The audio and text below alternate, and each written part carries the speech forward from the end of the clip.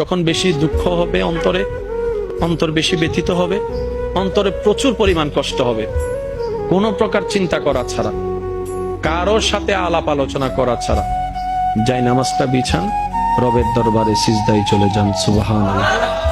চোখটা বন্ধ করেন, চোখের পানি ছাড়তে থাকেন, মন হালকা হতে থাকবে, সিজদায় রবকে বলতে থাকেন, যা বলার বলতে থাকেন, যেভাবে বলার বলতে থাকেন।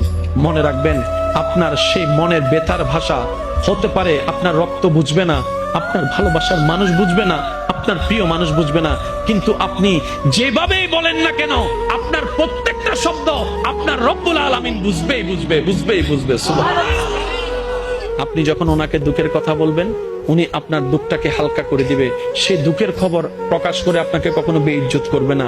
আর আপনি যখন সুখের খবর পেয়ে রবের দরবারে সিজদায় চলে যাবেন, তখন আল্লাহ তাআলা খুশি হয়ে আপনার সুখটাকে আরো বাড়ায় দিবে। লা ইন শাকারতুম লা আযীদান্নাকুম আয়াতের উপর আমল হয়ে যাবে। আপনি